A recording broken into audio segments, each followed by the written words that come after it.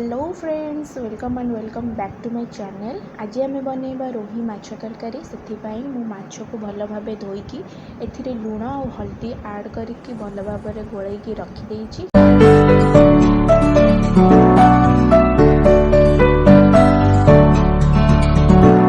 जमती कि आपण मैंने देखिपे तरकारी बनवाई मु आलू को यह भाव में काटिकी आगुरी सिझे देती। आपण मैंने चाहिए से समय भाजिकी नहीं पारे। बर्तमान आम माछ भाजवाई गोटे कड़ाई नेबा। कड़ाईटी भल भाव गरम होगापर एथिरे आम तेल ऐड करवा। तेल ऐड करके तेलटी भल भाव गरम हो सारा पर ही आम हल्दी और लुण गोलई रखि माछ को एथिरे ऐड करवा। मन रखा माछर गोटे साइड भल भाव हो गला पर ही आम नेक्स्ट साइड को उल्टेबा। जमती कि देखिपे गोटे पट साइड भल से बाजी हो गलानी। एबे आम नेक्स्ट साइड को उल्टेदेबा और या भाजवाई किसी समय छाड़देबा।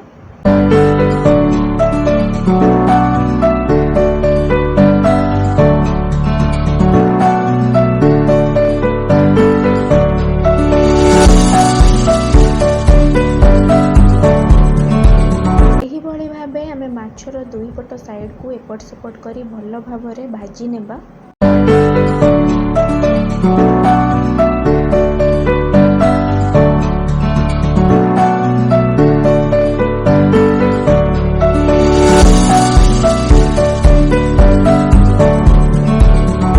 से सेम प्रोसेस रे हमें बाकी थिबा सब माछ को भल भाव दुई पट एपट सेपट करी भाजी नेबा।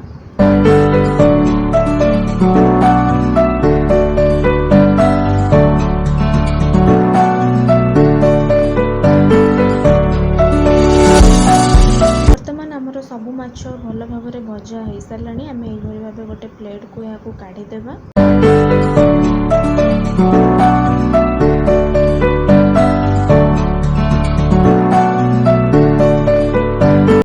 यही भाव आमर सब माछ भल भाव भाजी हो जाए। माछ भाजवाटा आपण मानक ऊपर डिपेंड करे। आपण माने माछटी को कड़ा खाइबा को पसंद करते कि हल्का भाजवाई पसंद करते।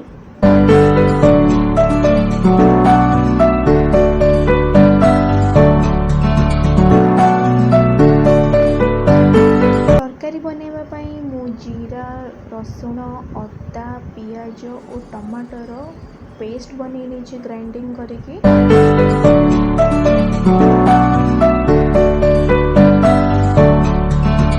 पाउडर मसला रे मुझे धनिया पाउडर, हल्दी, लंका पाउडर और लुण नहीं नीची। तरकारी बनवाई माछ भाजी कड़ाई रे तेल नहीं कि गरम करवा। तेलटी भल भाव गरम होगापर आम ए बाटिकी रखि पेस्ट मसला को ऐड करवा। ता सहित रखि पाउडर मसला ऐड करके भल भाव मिक्स करदेवा।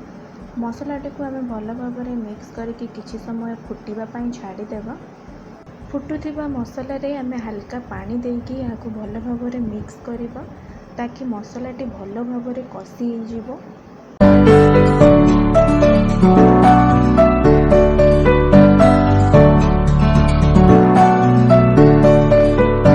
मिक्स कर सारिबा परे यहाँ आम किछि समय फुटापी छाड़ीदेवा।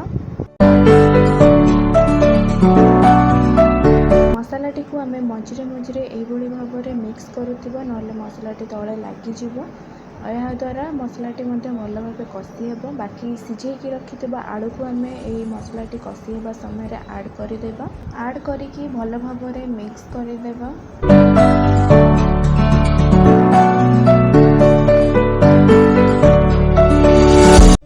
बर्तमान जमती कि आपण मैंने देखिपे आलू और मसला भल भाव कषि हो जाइए। आम एथर पानी ऐड करवा। तरकारी ग्रेवी अनुसार आपण पानी ऐड करेंगे। पानी ऐड करके यहाँ भल भाव मिक्स करदेवा।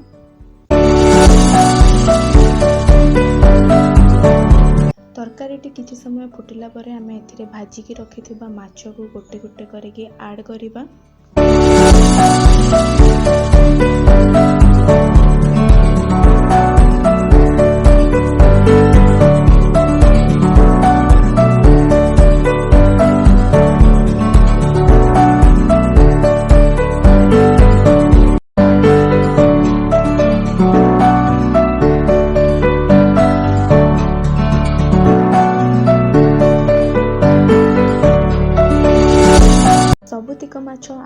ସାରିବା ପରେ ଆମେ ତରକାରୀଟିକୁ ଫୁଟିବା ପାଇଁ ଛାଡ଼ିଦେବା।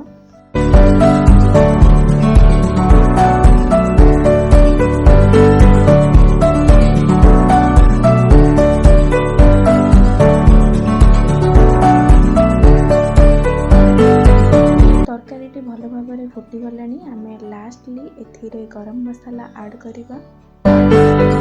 Here is the final look. ଯଦି ଭିଡ଼ିଓଟି ଆପଣମାନଙ୍କୁ ଭଲ ଲାଗେ ଦେନ୍ ଲାଇକ୍, ସେୟାର, ସବସ୍କ୍ରାଇବ୍ କରିବେ ଆଣ୍ଡ ଥ୍ୟାଙ୍କସ୍ ଫର୍ ୱାଚିଂ।